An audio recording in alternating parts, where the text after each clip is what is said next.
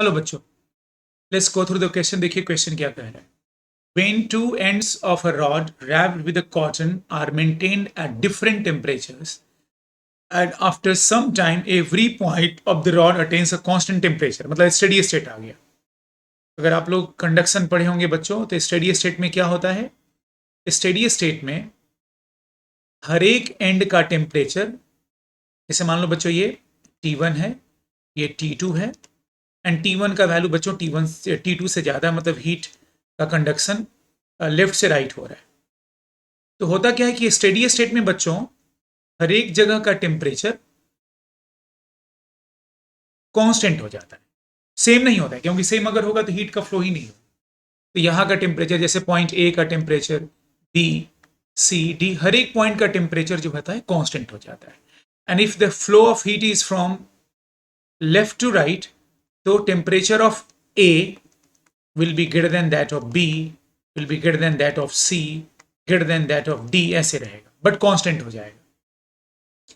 तो steady state में rate of heat flow we know constant हो जाता है, मतलब जिस रेट से हीट एंटर करता है उसी रेट से ये दूसरे एंड से बाहर चला, डिक्यूबिलिटी इज कांस्टेंट। तो पहला option, the conduction of heat at different points of the rod stops because of the temperature is not increasing, नहीं, गलत है। बिकॉज स्टेडी स्टेट में तो हर एक जगह का टेम्परेचर सेम थोड़े होता है, हीट तो फ्लो होता ही और वो कांस्टेंट रहता है। रॉड इज अ, ये क्या लिखा है, heat is being radiated from each point of the rod.